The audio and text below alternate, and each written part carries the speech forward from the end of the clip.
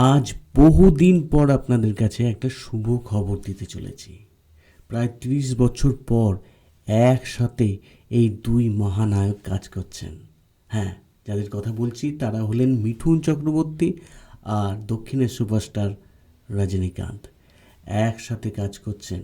হ্যাঁ, এর আগে তারা প্রথমবার কাজ করেছিলেন ১৯৮৯ সালে। সিনেমাটার নাম ছিল ভ্রষ্টাচার।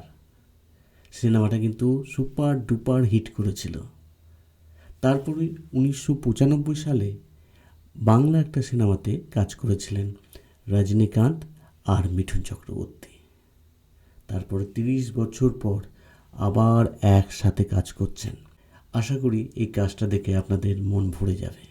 সিনেমার নাম হলো জেলার 2। হ্যাঁ, সমাজ মাধ্যমে একটা ছবি পোস্ট করেছেন যেখানে দেখা যাচ্ছে মিঠুন চক্রবর্তী আর রজনীকান্ত গোয়ার এয়ারপোর্ট থেকে বেরোচ্ছেন হাসি মুখে।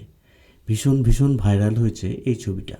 যাই হোক, সিনেমাটাও খুব ভালো হবে আশা করা যাচ্ছে। আমাদের এক্সপেকটেশন অনেক বেড়ে যায়, কি বলেন? মিঠুন ভক্ত এবং রজনীকান্ত ভক্তদের কাছে একটা নতুন পাওনা। যাই হোক, এই সিনেমার অপেক্ষায় থাকলাম।